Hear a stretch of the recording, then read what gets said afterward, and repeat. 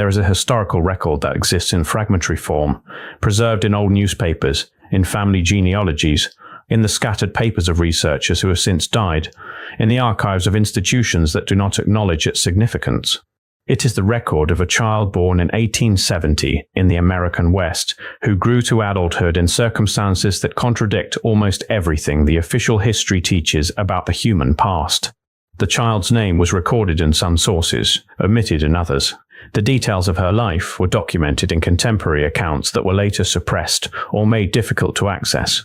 What survives is enough to suggest a truth that the institutional authorities have systematically worked to obscure, a truth about the scale of human populations that once inhabited North America, a truth about the relationship between these populations and those of ordinary size, a truth that on her deathbed in 1887, this woman attempted to communicate to the world before she died. I came to this story through a different path than most researchers. A genealogist working on frontier family histories mentioned, in passing, references to accounts of children described as having been raised by populations of unusual size. The genealogist noted that these accounts appeared occasionally in family papers and in frontier newspapers from the 1870s and 1880s, but that they had been systematically removed from official historical records. I asked the genealogist if any complete accounts survived. She said that one account, apparently a deathbed testimony recorded by a journalist, had been preserved in a private collection. The collection had not been made available to researchers for decades. I asked if I could examine it. She said she would try to obtain access. The document that eventually became available was a newspaper account from 1887, published in a small frontier newspaper in Nevada. The account described an interview with a woman identified only as the last child raised among the giants. The interview was presented as a deathbed testimony, conducted by a journalist who had traveled specifically to record the woman's final recollections before she died. The account was approximately 3,000 words long. It described a childhood lived among populations of significant physical size, described the woman's gradual displacement from that population as she reached adulthood, described her integration into ordinary human society, and concluded with reflections on what had been lost through the displacement of the giant populations from North America. The newspaper account begins with the journalist's explanation of how he came to conduct the interview. He had heard rumors of an unusual woman living in the Nevada territory, a woman who had been adopted and raised by populations of unusual size in her early childhood, who had been removed from that population in her adolescence, and who had lived the remainder of her life among ordinary human populations. The journalist tracked down the woman who was dying of consumption. She agreed to tell her story before she died. The journalist recorded the account. The newspaper published it. Then the account disappeared from public consciousness. It was not reprinted in other newspapers. It was not incorporated into historical records. It was treated as a curiosity, a tall tale, not credible evidence worthy of serious historical attention. The woman in the account described being born in approximately 1870 to parents of ordinary size who were traveling west. Her parents died when she was very young. The account is unclear about the exact circumstances. She was found by populations that the account describes only as the tall ones, or the people of height. These populations adopted her and raised her alongside their own children.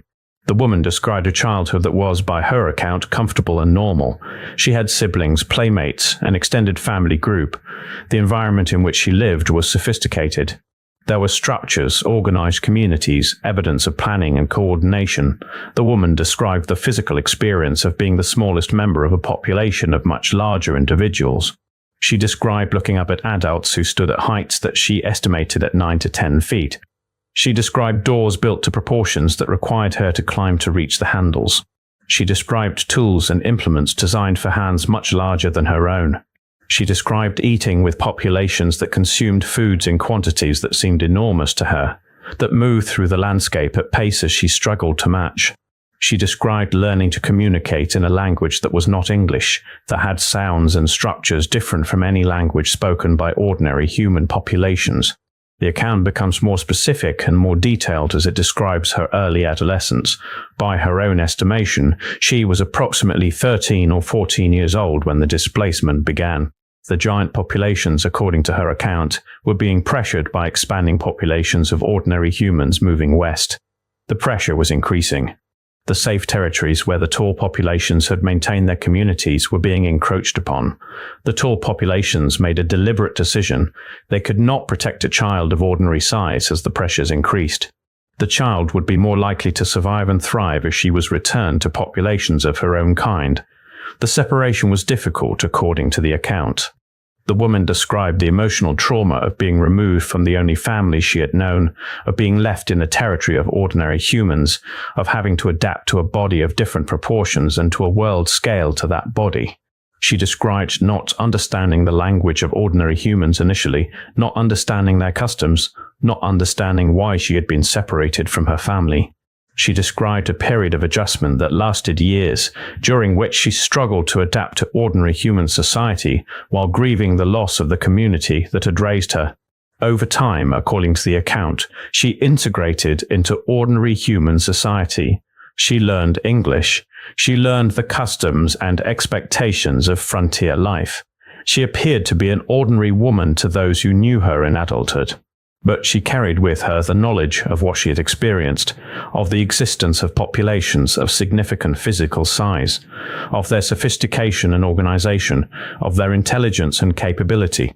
She carried with her the knowledge that official history was false, that the narratives taught about the past were incomplete, that something important had been obscured or deliberately forgotten. The woman reflected in her deathbed account on what she believed had happened to the giant populations.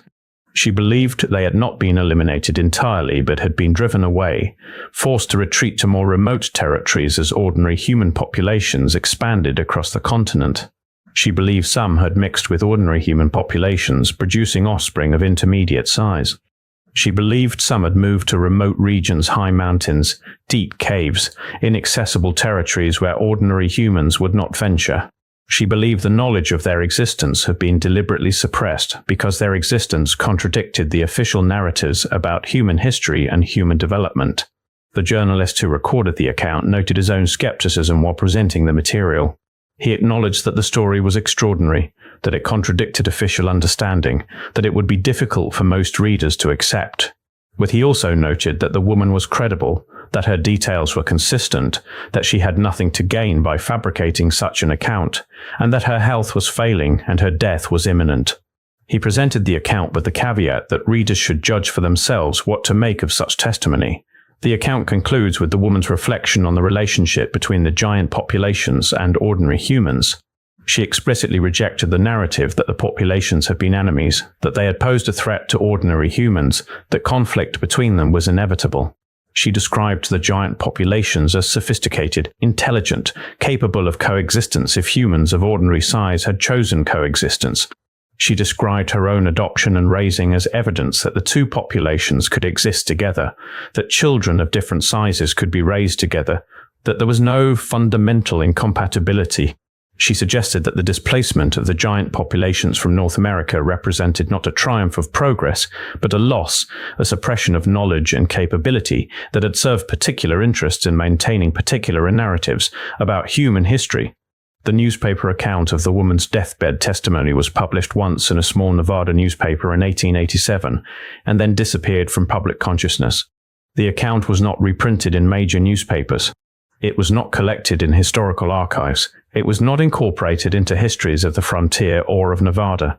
It was not taught in schools. It was not discussed in academic literature.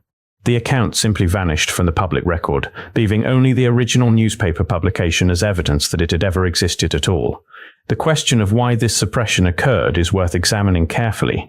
The account was published in a legitimate newspaper by a journalist who appears to have been credible and careful in his documentation. The woman whose testimony was recorded was not known to be mentally ill or unreliable. Her account was detailed, consistent, and specific. There was no obvious reason for the account to be dismissed as fraudulent or not credible. Yet it was dismissed, and more than dismissed, it was made invisible, removed from circulation, forgotten. One part of the answer lies in understanding how institutional authorities manage narratives about the past. The official understanding of pre-Columbian and frontier North America was established by academic institutions, by museums, by the Smithsonian Institution and similar organizations that claimed authority over what counted as true history. These institutions had a vested interest in maintaining particular narratives.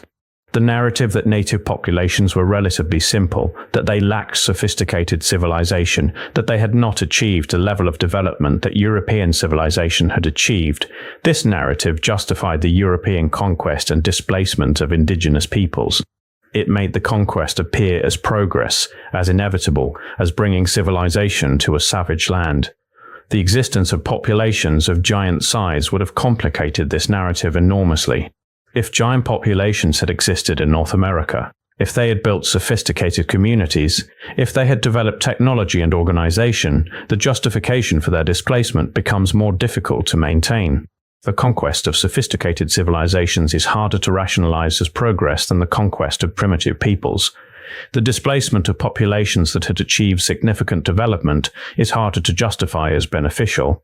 The institutional authorities that maintained the official narrative had interest in suppressing evidence of sophisticated ancient North American civilizations, whether those civilizations were of ordinary human size or of giant populations.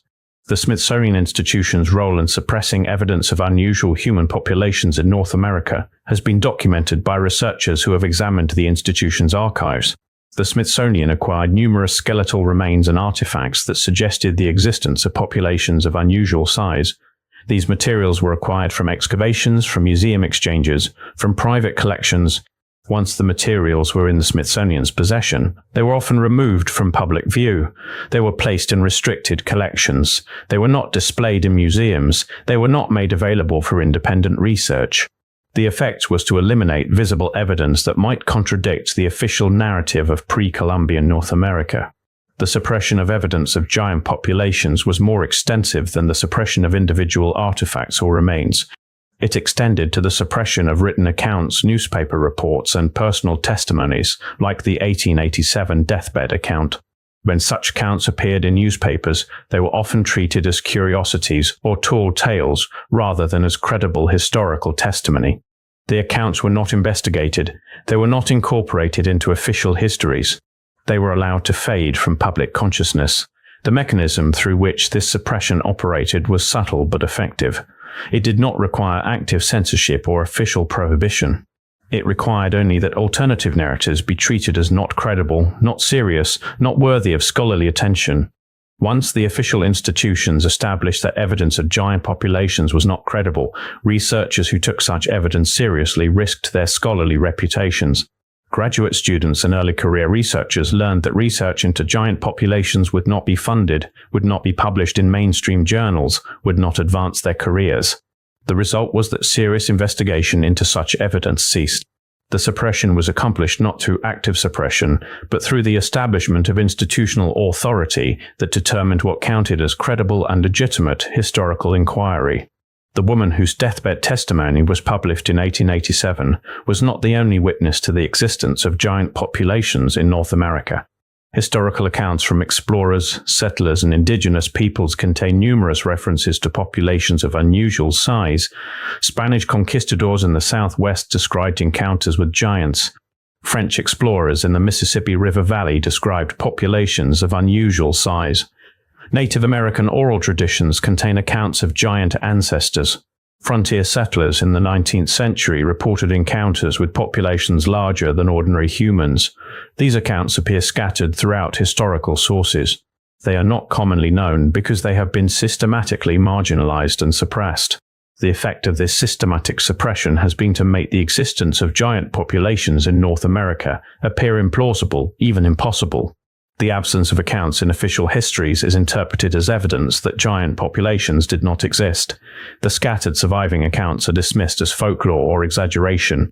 The physical evidence, the skeletal remains, the artifacts, the accounts preserved in archives, is treated as not credible because it does not fit the official narrative. The circular reasoning is effective. The official narrative is protected from challenge by making alternative interpretations appear implausible. The woman's account, which she delivered on her deathbed in 1887, contained important claims about the nature of the giant populations and their relationship to ordinary humans. She claimed that the giant populations were not inherently hostile or dangerous. She claimed that coexistence was possible, that children of different sizes could be raised together, that the two populations could exist in relative peace if humans of ordinary size chose to allow it. She claimed that the displacement of the giant populations represented not a triumph of progress, but the imposition of a particular vision of human civilization at the cost of suppressing alternative populations and alternative ways of organizing human society. These claims were radical because they suggested that the history of North America was not the story of progress and civilization that the official narrative presented. They suggested that something valuable had been lost, that knowledge had been suppressed, that the world as it actually existed was different from the world as the official narrative described it. The suppression of this account was not accidental. It served the function of protecting the official narrative from the implications of this testimony. The question of why the woman's testimony was not investigated at the time is worth considering. The journalist who recorded the account clearly took her seriously. He presented her as credible and detailed in her testimony. He acknowledged that her account contradicted official understanding, but suggested that readers should consider her testimony on its merits. Yet no follow-up investigation occurred. No other journalists tracked down the woman to verify her account. No historians investigated the claims. No efforts were made to find evidence supporting or contradicting her testimony. The absence of investigation is itself revealing. It suggests that even in 1887, institutional authorities understood that serious investigation into such claims would be problematic. It would raise questions that the official authorities did not want raised. It would produce evidence that might contradict official narratives. It would mobilize alternative interpretations that might challenge the authority of official institutions to determine what counted as true about the past. The most effective response was not to actively suppress the account, but to allow it to be published, then to treat it as not credible, not worthy of serious investigation, a curiosity of little historical significance. The woman died as she said she would. Her testimony died with her in the sense that it was not preserved, investigated, or incorporated into historical understanding. The newspaper account survived only as a fragmentary document in a private archive, accessible only to researchers who knew where to look and who had connections that allowed access. The suppression was not complete. The testimony survived in fragmentary form, but it was effective. The account had no impact on official understanding. The narratives about North American history remained unchanged. The existence of giant populations in North America continued to be treated as implausible or impossible. The suppression of the woman's 1887 deathbed testimony reveals something fundamental about how institutional authority maintains control over historical narratives. The account was not suppressed through active prohibition or explicit censorship. It was suppressed through the establishment of authority that determined what counted as credible evidence and legitimate historical inquiry. Once the official institutions, the Smithsonian, the universities, the major publications established that evidence of giant populations was not credible, the account became invisible not because it was hidden, but because it was made to appear implausible. This mechanism of suppression operates throughout institutional control of historical narrative. The official understanding of the past is not simply a neutral description of what happened. It is a constructed narrative maintained through institutional authority and selective attention to evidence. Evidence that fits the official narrative is incorporated and amplified. Evidence that contradicts the official narrative is marginalized, not investigated, treated as not credible. The result is that the official narrative appears to be supported by evidence while alternative interpretations appear to lack credibility. The woman's testimony, had it been taken seriously and investigated, would have opened profound questions about the history of human civilization in North America. If populations of giant size had existed and had been displaced by ordinary human populations, the process of displacement would have been a central historical event. It would have involved conflict, organization, deliberate policy to eliminate or remove competing populations. It would have required justification narratives to explain and rationalize the displacement. The official narrative of European conquest and displacement of indigenous peoples would have been revealed as only one layer of a much longer history of displacement and suppression. The implications would extend beyond the history of North America. The existence of giant populations in North America would suggest the possibility of such populations having existed in other parts of the world at other times. It would raise questions about the diversity of human populations throughout history. It would suggest that the human past was more varied, more complex, more mysterious than the official narrative acknowledges. It would undermine the narrative of inevitable progress from primitive to civilized, from simple to complex, from diverse to unified. It would suggest that complexity could exist in multiple forms, that civilization could be organized in multiple ways, that progress was not a singular direction but a matter of perspective and values. The woman's specific claim that the giant populations were not inherently hostile or dangerous was particularly significant. The official narratives about displaced populations typically frame displacement as a consequence of conflict, that indigenous peoples resisted European conquest, that resistance was met with overwhelming force, that displacement was the inevitable result of warfare. But the woman's testimony suggested an alternative framework. She suggested that coexistence was possible, that the displacement had occurred not because coexistence was impossible, but because ordinary humans chose to displace the giant populations rather than coexist with them. This distinction carries profound implications. If coexistence was possible but was not chosen, the displacement appears as a deliberate policy rather than as an inevitable consequence of conflict. It appears as a choice to impose a particular vision of human civilization at the cost of suppressing alternative populations and alternative ways of organizing human society. The displacement would be revealed not as progress but as loss, not as inevitable but as chosen, not as triumph but as suppression. This interpretation threatened the official justification for European conquest and displacement of indigenous peoples. The woman's testimony also carried implications for understanding the scale and sophistication of pre-Columbian North America. If giant populations had existed and had maintained sophisticated communities, North America in pre-Columbian times was not the relatively empty, underdeveloped land that the official narrative presented. It was a continent occupied by multiple populations of different sizes, with different levels of technological sophistication, with different forms of social organization. The narrative of North America as waiting to be developed and civilized by European conquest becomes more complicated. The narrative of European civilization bringing progress to a backward land becomes harder to maintain. The suppression of the woman's testimony served to protect these official narratives. It served to prevent the raising of questions that would complicate the justification for European conquest. It served to maintain the authority of official institutions to determine what counted as true about the past. It served to prevent the mobilization of alternative interpretations that might challenge the political and economic arrangements that the official narratives supported.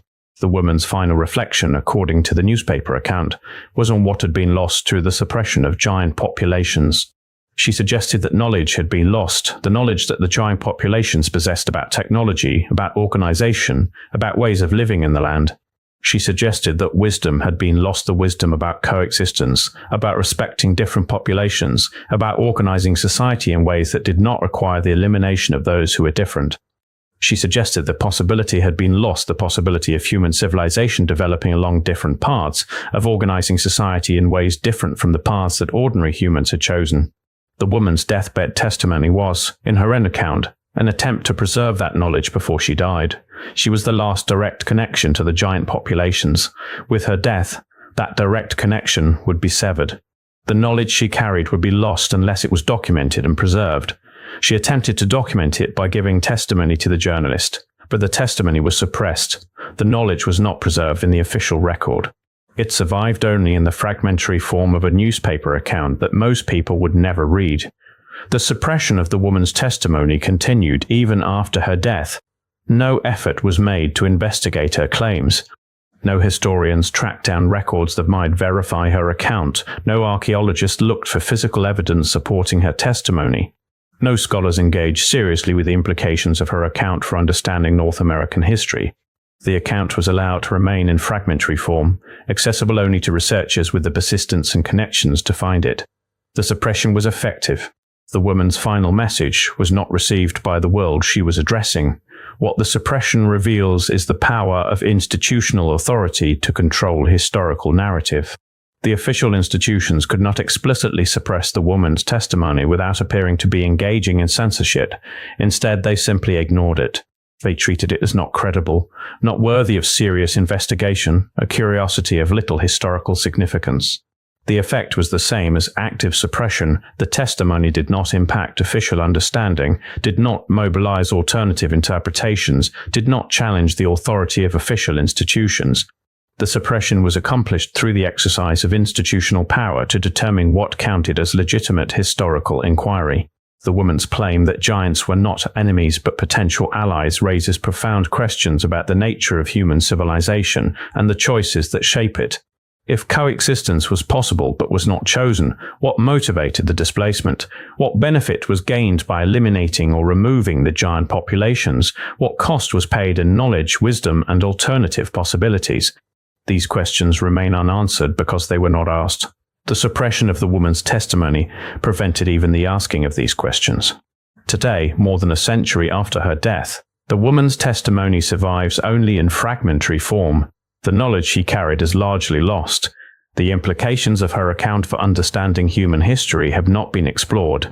The official narratives about North American history remain largely unchanged. The suppression that began in 1887 continues in the present, maintained through institutional authority that determines what counts as credible historical evidence and legitimate inquiry. The woman's final message, conveyed as she lay dying, was that giants were not enemies to ordinary humans, that coexistence was possible, that the displacement of giant populations represented the suppression of knowledge and wisdom, that something valuable had been lost. She attempted to preserve that message, but the institutional authorities that controlled historical narrative ensured that the message did not reach the world. The suppression was effective. The last child who had lived among giants died, her testimony suppressed, her knowledge lost, her final message unheeded.